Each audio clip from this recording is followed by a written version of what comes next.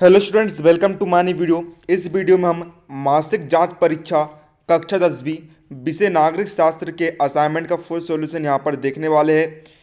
तो यदि आप इस वीडियो को देखकर हल कर लेते हो तो देखिए आपको जो है 40 में से 40 अंक यहाँ पर लेने से कोई भी नहीं रोक सकता है। छात्रों, आपको इसे हल करना है तो उसके लिए देखिए मैं आपको जो है प्रत्येक प्रश्न को जो है आपको समझाते हुए चलूँगा, जिससे आप जो है इसे आसानी से याद कर सकें और आप जो है अपना टेस्ट यहाँ पर अच्छे से दे सकें। और देखिए आपको जो है टेस्ट देने के लिए यहाँ पर जो है 2 घंटे यहाँ पर मिलेंगे। तो आइए हम यहाँ पर शुरू कर लेते हैं। तो देखिए आपको प्रश्न क्रमांक 1 से लेकर 10 तक में आपको जो है विकल्प दिए गए हैं। इसके आपको जो है करना क्या है, आपको जो है सही उत्तर चुनकर आपको लिखना है। तो देखिए छात्रों, आप इस वीडियो के लिए नीचे जो लाइक के बटन दिख रहा है उस लाइक के बटन को आप यहाँ पर जरूर से दबा दीजिए। साथ ही चैनल पर नए हो तो चैनल को सब्सक्राइब कर लीजिए। चलिए हम वीडियो को बिना किसी देरी के यहाँ पर शुरू करते हैं। तो देखिए छात्रों, पहला क्वेश्चन आपको यहाँ पर दिया है, इनमें से कौन जो है सुमेलित नहीं है, यानी कि उनकी जो है सही जोड़ी यहाँ पर नहीं बनी है। तो देखिए इसका का, गा और घा तीनों जो है सही है, लेकिन खा नंबर जो है सही नहीं है। विभिन्न स्तर के सरकारों के बीच अधिकारों का बंटवारा, है ना, इसे कहते हैं एकात्मक सरकार। ये जो है ये सही नहीं है। दूसरा हमें दिया है, इनमें से कौन बेल्जियम का भाषाई समूह नहीं है। इसका सही उत्तर होगा ऑप्शन नंबर गा, स्पेनिश। छात्रों, डिस्क्रिप्शन में आपको जो है कक्षा 10वीं के सभी विषयों के हल की लिंक आपको दे दी गई है। आप जिस विषय का हल देखना चाहो उस लिंक पर क्लिक करके आप देख सकते हो। आइए हम यहाँ पर इसका तीसरा क्वेश्चन यहाँ पर देख लेते हैं। तीसरा क्वेश्चन आपको दिया है, स्वतंत्र राष्ट्र बनने के बाद श्रीलंका ने किसे राजभाषा घोषित कर दिया, यानी कि राज्य की भाषा घोषित कर दिया। इसका सही उत्तर होगा ऑप्शन नंबर का सीन हाली। 8400 400 400, जी हाँ, याद कर लीजिए व्हाट्सअप नंबर, क्योंकि अब चाहे आपका मैथ्स का सवाल हो या फिजिक्स, केमिस्ट्री, बायोलॉजी का, आपके हर डाउट हर क्वेश्चन का मिलेगा तुरंत वीडियो सोल्यूशन, वो भी सीधा आपके व्हाट्सएप पर। बस अपने फोन में डाउनलोड का 8400 400 400 व्हाट्सएप नंबर सेव कर लीजिए और चैट ओपन। फिर जो भी आपका डाउट है उस सवाल की आपको फोटो खींचनी है, उसे क्रॉप करना है और 5 सेकंड में आपको उसका तुरंत वीडियो सोल्यूशन मिल जाएगा। क्लास 6 से 12 IIT JEE NEET CBSE board और सभी स्टेट बोर्ड के बच्चों के लिए। तो देर किस बात की, अभी जाइए 8400 400 400 पर अपना सवाल व्हाट्सएप कीजिए और अपने सारे डाउट क्लियर कीजिए, लिंक डिस्क्रिप्शन में है। तो छात्रों, यहाँ पर देखिए चौथा क्वेश्चन आपको दिया है, सत्ता की साझेदारी के क्षैतिज वितरण के अंतर्गत कौन शामिल है। यानी कि देखिए जो सत्ता होती है ना, जो भी उनका जो बंटवारा होता है, तो कौन कौन यहाँ पर शामिल होती है। सही उत्तर होगा ऑप्शन नंबर का विधायिका, कार्यपालिका और न्यायपालिका। पांचवा क्वेश्चन आपको यहाँ पर दिया है, इनमें से कौन जो है संघ सूची में शामिल विषय है। सही उत्तर होगा ऑप्शन नंबर खा, प्रतिरक्षा, विदेशी मामले और बैंकिंग। अगला क्वेश्चन है यहाँ पर, भारत की अनुसूचित भाषाओं में झारखंड की कौन सी भाषा शामिल है ना। इसका सही उत्तर ऑप्शन नंबर घा, संताली। अगला क्वेश्चन है यहाँ पर आपको दिया है, सत्ता का विकेंद्रीकरण में निम्न में कौन शामिल है। सही उत्तर होगा ऑप्शन नंबर घा, केंद्र सरकार, राज्य सरकार और स्थानीय सरकार। अगला क्वेश्चन है यहाँ पर, 7 पार्टी अलायंस का गठन किस देश में किया गया था। सही उत्तर होगा ऑप्शन नंबर खा, नेपाल में। अगला यहाँ पर, बोलीविया की सरकार ने कोचम्बा शहर में जलापूर्ति का अधिकार किसे बेच दिया था। सही उत्तर होगा ऑप्शन नंबर का बहुराष्ट्रीय कंपनी, यानी कि ऐसी कंपनी जो कि कई सारे यानी कि बहुत सारे राष्ट्र में व्यापार करती थी। अगला यहाँ पर आखिरी क्वेश्चन आपका सही विकल्प का, संविधान में कुल कितनी भाषाओं को अनुसूचित भाषा को दर्जा दिया गया है। अनुसूचित भाषा यानी कि जिसे हम जो है क्या कहते हैं, जिन्हें जो है रिकॉर्ड में रखा गया है, जिन्हें सूची में शामिल किया गया है। सही उत्तर होगा ऑप्शन नंबर का 22 भाषाएं। छात्रों, यहाँ पर जो है अब देखिए आपके सामने यहाँ पर आ जाते हैं यहाँ पर बड़े प्रश्न। तो देखिए छात्रों, आपको यहाँ पर दिख रहा होगा, निम्नलिखित प्रश्न का उत्तर जो है आपको 20 से 30 शब्दों में देना है। प्रत्येक प्रश्न आपको जो है 2 अंक का रहेगा और 4 क्वेश्चन आपको दिए गए हैं। इस प्रकार से आपको जो है 8 अंक यहाँ पर मिल जाएंगे। तो देखिए 12वां क्वेश्चन आपको दिया है, बेल्जियम की जातीय बुनावट के बारे में आपको यहाँ पर बताना है। तो छात्रों, यहाँ पर समझते हैं, जो बेल्जियम देश है वह यूरोप के अंतर्गत आने वाला एक छोटा सा देश है। और आप ये मान सकते हैं कि हरियाणा की जो आबादी है, जो हरियाणा की जितनी जनसंख्या है उससे भी आधी जनसंख्या कहाँ पर है, आधी से भी कम जनसंख्या कहाँ पर है, बेल्जियम में। परंतु इसके समाज की जाति बनावट बहुत जटिल है, यानी कि कठिन है। देखिए वहाँ पर जो लोग रहते हैं उनमें से 59% जो लोग हैं वे डच भाषा बोलते हैं। जैसे हमारी हिंदी भाषा है ना, वैसे वहाँ पर अलग अलग भाषा है। 40% लोग जो क्या बोलते हैं, फ्रेंच बोलते हैं। 59 और 40 कितना हो गया, 99 हो गया। और जो 1% लोग जो बचे हैं वे कौन सी भाषा बोलते हैं, जर्मन बोलते हैं। ऐसी भाषाई विविधता कई बार सांस्कृतिक और राजनीतिक झगड़े का कारण बन जाती है। परंतु बेल्जियम के लोगों ने एक नवीन प्रकार की शासन पद्धति अपनाकर इन सांस्कृतिक विविधताओं एवं क्षेत्रीय अंतरों से होने वाले आपसी मतभेदों यानी कि लड़ाई झगड़ों को दूर कर लिया। उन्होंने बार बार संविधान में संशोधन इस विचार से किया कि किसी भी व्यक्ति को बेगानेपन का एहसास न हो और सभी मिलजुल कर रह सके। सारा विश्व जो है, सारी दुनिया बेल्जियम की इस समझदारी की दाद देता है ना। उन्होंने क्या करा, संविधान में संशोधन करा, अलग अलग भाषा में अलग अलग भाषा में लिखा, कभी किसी भाषा को महत्व दिया, कभी किसी भाषा को महत्व दिया। तो इससे जो क्या हुआ, इनके बीच जो है लड़ाई झगड़ा यहाँ पर नहीं हो पाया। होता है ना, आपने देखा होगा भारत में कि अलग अलग प्रांत में रहने वाले, जैसे देखिए हम रहते हैं मध्य प्रदेश में, आप रहते हो झारखंड में, तो मतलब कि कई बार जो है भाषा को लेकर यहाँ पर क्या होते हैं, लड़ाई झगड़े यहाँ पर होते हैं। लोग कहते हैं कि हमारा प्रदेश अच्छा है, हमारा प्रदेश अच्छा है। तो इस कारण जो है यहाँ पर बेल्जियम जो है बहुत उन्होंने समझदारी यहाँ पर दिखाई है। अब 13वां क्वेश्चन हम यहाँ पर देख लेते हैं। श्रीलंका में तमिल एवं सिंहली समुदायों के संबंध को बिगड़ते चले गए। तो देखिए, असंतुलित सत्ता विभाजन के परिणाम स्वरूप श्रीलंका के तमिल समुदाय में तनाव फैला और दोनों समुदायों के बीच संबंध बिगड़ते चले गए। श्रीलंका में जो है सिन्हली बहुसंख्यक हैं, यानी कि जो सिन्हली जो भाषा बोलने वाले जो लोग हैं बहुत ज़्यादा जनसंख्या है उनकी, और जो तमिल है उनकी जनसंख्या बहुत कम है। श्रीलंका के जो सिन्हली समुदाय के जो लोग हैं उन्होंने अपनी जनसंख्या के आधार पर शासन जमाने का प्रयास किया और ऐसे कई कदम उठाए जिनसे जो तमिल अल्पसंख्यक है उस समुदाय के सत्ता में उचित साझेदारी नहीं मिली और उनके हितों की हानि हुई। इनमें से कुछ निम्नलिखित है ना। छात्रों, आपने देखा होगा जैसे कि भारत देश है ना, उसमें भी मतलब कि देखिए हिंदू धर्म होता है, वैसे वहाँ पर भी जो है धर्म, जाति, भाषा, इन सभी को यहाँ पर देखा जाता है। अब देखिए सरकार किनकी आई है, वहाँ पर सरकार आई किसकी, सिन्हली समुदाय की आई। तो वहाँ पर आपको पता ही होगा, वहाँ पर सिन्हली समुदाय की सरकार आई तो वे अपने सिन्हली समुदाय के लोगों का ही भला चाहेगी, तमिल समुदाय का भला नहीं चाहेगी, उनको उतना महत्व नहीं देगी। तो यहाँ पर जो परिणाम आप देख सकते हैं। पहला परिणाम हम यहाँ पर देखते हैं, तमिल भाषा की अवहेलना करते हुए सिन्हली भाषा को जो है देश की एकमात्र राज्य भाषा घोषित कर दिया गया। यानी कि वहाँ के जितने भी लोग हैं सिन्हली भाषा में संवाद अपनी बातचीत कर सकते हैं। दूसरा है, जिस प्रकार भारत की राजभाषा क्या है, हिंदी है, वैसे ही वहाँ की भाषा क्या हो गई, सिन्हली भाषा हो गई। दूसरा, विश्वविद्यालयों तथा सरकारी नौकरियों में सिन्हलियों को प्राथमिकता दी गई। मतलब कि यदि किसी को नौकरी लेना है, सरकारी नौकरी लेना है, विश्वविद्यालय में प्रवेश पाना है, तो वहाँ का जो लैंग्वेज सिस्टम है भाई कौन सी भाषा है, सिन्हली भाषा है। तीसरा, बौद्ध धर्म को जो है सरकारी संरक्षण दिए गया है, बहुत महत्व उन्हें यहाँ पर दिया गया है। अब छात्रों, यहाँ पर अगला क्वेश्चन हम यहाँ पर देख लेते हैं, आपको दिया गया है, आपको जो है संघवाद को आपको स्पष्ट करना है। तो आइए हम समझते हैं संघवाद किसे कहते हैं।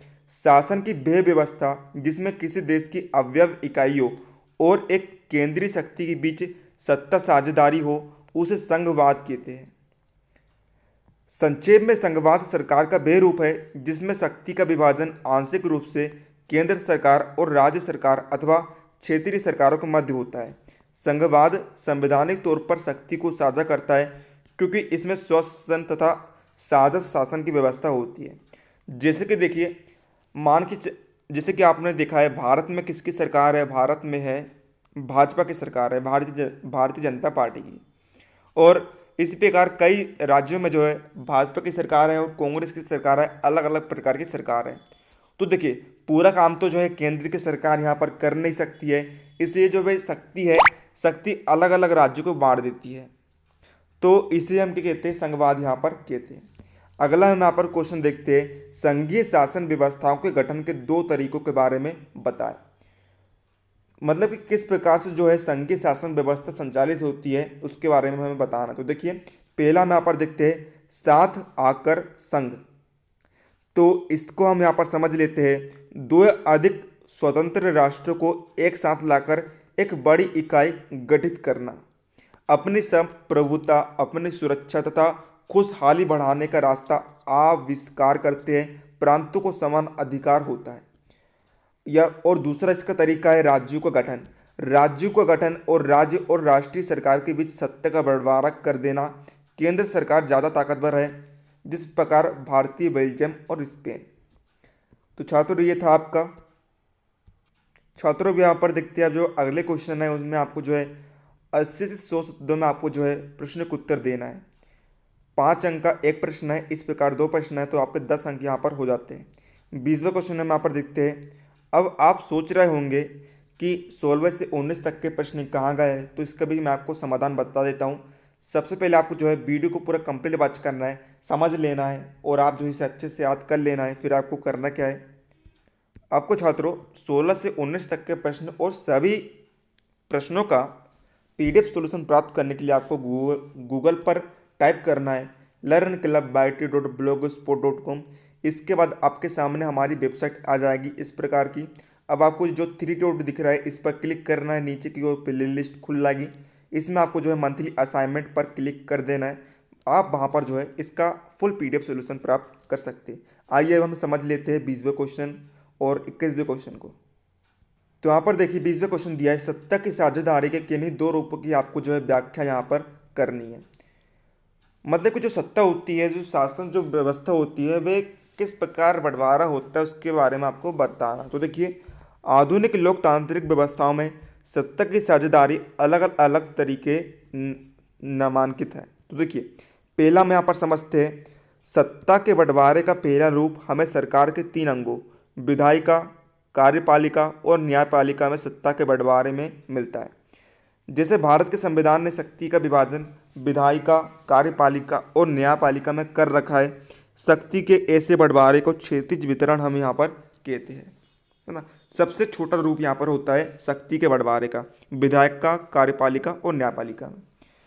अब दूसरा हम यहाँ पर स्तर देखते हैं, दूसरा रूप देखते हैं। इसमें जो है विभिन्न स्तरों में सत्ता का बंटवारा होता है।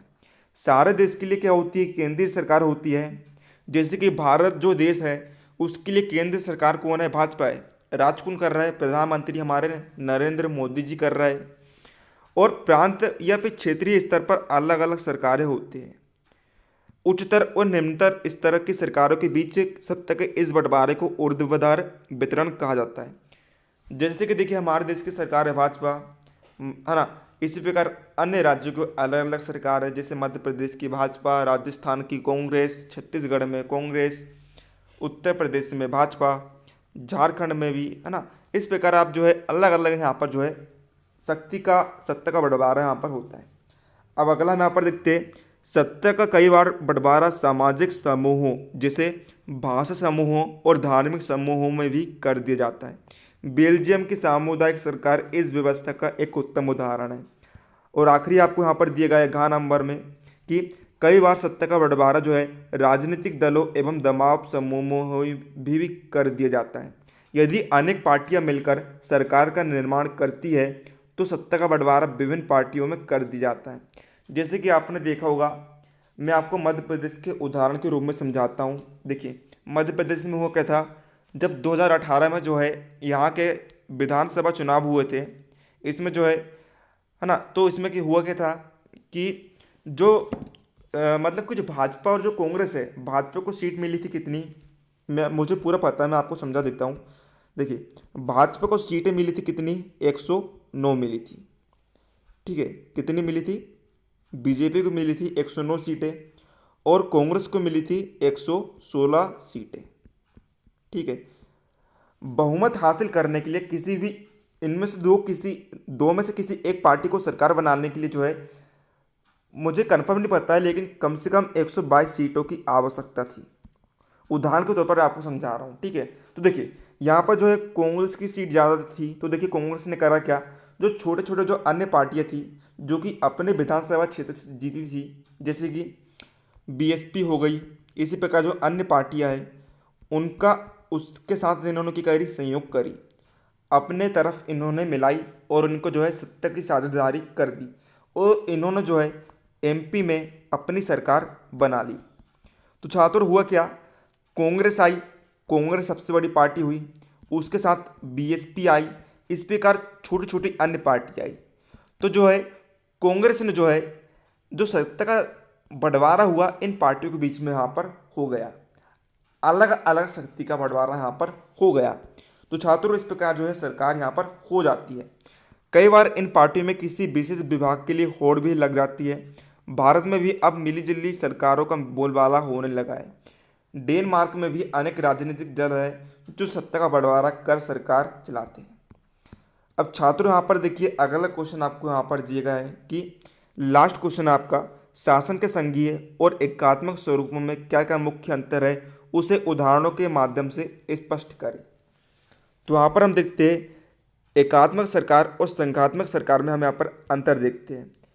देखिए एकात्मक सरकार में जो है शासन का एक ही स्तर होता है, नाम से ही स्पष्ट है, एकात्मक यानी कि एक की सरकार, संघ यानी कि बहुत सारे समूह की सरकार, इसमें एक ही स्तर होता है। शक्ति को क्या होता है, केंद्रीकरण, यानी कि जो शक्ति है वह मेन के पास होती है, केंद्र के पास जो है सारी शक्तियाँ होती है, उदाहरण के लिए जापान। और संघात्मक सरकार में कौन कौन आते हैं, भारत आता है ना। तो देखिए इसमें क्या होता है, दो स्तर की सरकार होती है।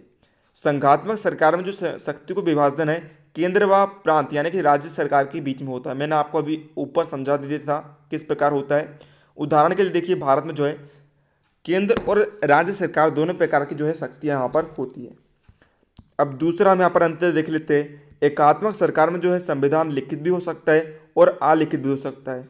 उदाहरण के लिए इंग्लैंड में क्या है, संविधान जो है अलिखित है, उसका कुछ रिकॉर्ड नहीं है, कुछ सबूत नहीं है। लेकिन संघात्मक सरकार में जो है संविधान का लिखित होना आवश्यक है, क्योंकि शासन में शक्ति को बंटवारा होता है ना। जैसे कि देखिए यदि संविधान जो है लिखित नहीं है, तो जैसे कि मान के चलिए देखिए आज भाजपा की सरकार है और कई राज्यों में कांग्रेस की सरकार है, तो यदि संविधान लिखित नहीं है तो कांग्रेस के पास कुछ सबूत ही नहीं रहेगा कि उनकी सरकार है। भाजपा बोलेगी कि पूरे देश में हमारी सरकार है और वो पूरा राज करेगी, है ना। तो इसलिए जो है लिखित में यहाँ पर होना आवश्यक है। तीसरा हम देखते हैं एकात्मक सरकार जो होती है, जो छोटे छोटे देश होते हैं उनके लिए सही होती है, लेकिन संघात्मक जो सरकार होती है बड़े बड़े देशों के लिए उपयुक्त होती है। और चौथा अंतर हम यहाँ पर देखते हैं, इस व्यवस्था में केंद्रीय सरकार राज्य को विशेष आदेश नहीं दे सकती है, लेकिन संघात्मक सरकार में जो है केंद्रीय सरकार प्रांतीय या स्थानीय सरकार को आदेश दे सकती है। उदाहरण के लिए भारत दे सकती है, भारत में केंद्रीय सरकार प्रांतीय और स्थानीय सरकार को आदेश दे सकती है। अब आखिरी अंतर यहाँ पर है पांचवा, एकात्मक सरकार में नागरिकों को एकहारी नागरिकता प्राप्त होती है, उदाहरण के लिए इंग्लैंड में, और इसमें जो है दोहरी नागरिकता प्राप्त होती है, उदाहरण के लिए अमेरिका में। छात्रों इस प्रकार जो है आपका यहाँ पर फुल सॉल्यूशन यहाँ पर हो जाता है। तो उम्मीद है आपको वीडियो हेल्पफुल हो तो वीडियो लाइक कर देना, चैनल पर नए हो तो चैनल को सब्सक्राइब कर लेना। मिलते हैं अगले किसी नए वीडियो, तब तक के लिए जय हिंद जय भारत।